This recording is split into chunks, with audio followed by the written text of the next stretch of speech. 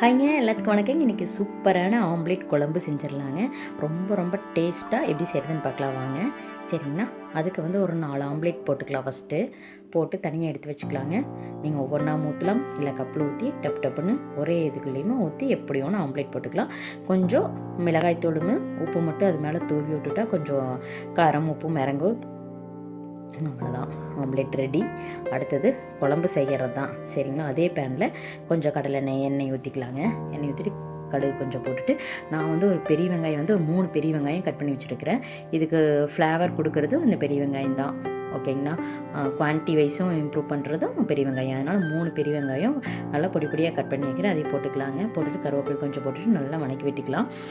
இந்த அளவுக்கு வெந்தோன்னையுமே நம்ம வந்து தக்காளி வந்து நான் வந்து ஒரு 2 தக்காளி அரைச்சி வச்சுருக்கிறேன். ஓகேங்களா, இஞ்சி பூண்டு பேஸ்ட் வந்து 1 ஸ்பூன் போட்டுட்டு அது நல்லா வேகட்டு பச்சை வாசம் போகிற அளவுக்கு நல்லா வணக்கி விட்டுட்டு அதுக்கப்புறம் நம்ம தக்காளி ஊற்ற போகிறோம். சரிங்களா, தக்காளி வந்து நல்லா அரைச்சிட்டேன். 2 தக்காளியை அரைச்சி வச்சுருக்கிறேன். அரைச்சி வச்சா கொஞ்சம் நம்ம கிரேவியாக நல்லா குழம்பு வர்றதுக்கு கொஞ்சம் நல்லாயிருக்கும். சரிங்களா, அவ்வளோதாங்க.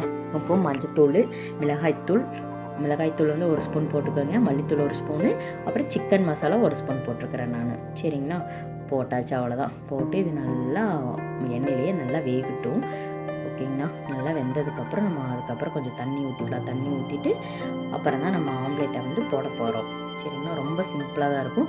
எக்கு பிரியர்கள் எல்லாம் வந்து எப்படின்னு கேட்டிங்கன்னா கொஞ்சம் வித்தியாசமாக சாப்பிட்லாம், சாப்பாட்டுக்கு பேசஞ்சு சாப்பிட்ற மாதிரி இருக்கணும் அப்படின்னா இந்த மாதிரி ஆம்லேட் போட்டு வச்சுட்டு அதை வந்து இந்த கிரேவியாட்டாக செஞ்சு சாப்பிட்டா சூப்பராக இருக்கும். ஓகேங்களா, இந்த பச்சை வாசம் போகிற அளவுக்கு வணக்கிட்டு அதுக்கப்புறம் தண்ணி ஊற்றிக்கலாங்க.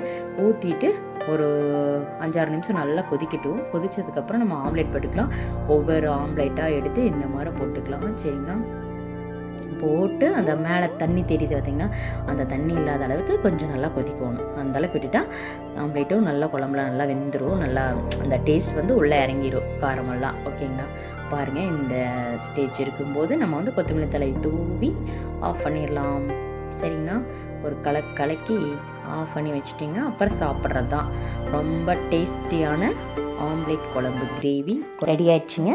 அவ்வளோதான், சாப்பிட்லாம். சரிங்களா, என்னோடய சேனல் பிடிச்சதுன்னா சப்ஸ்கிரைப் பண்ணுங்கள், ஷேர் பண்ணுங்கள், கமெண்ட் பண்ணுங்கள், லைக் பண்ணுங்கள். ஓகேங்களா, பாருங்கள் எப்படி இருக்குது பார்த்தீங்களா கலரு. நம்ம அந்த தண்ணி மட்டும் சுண்டுச்சுன்னா அருமையான குழம்பு ரெடி ஆயிடும். தேங்க்யூங்க.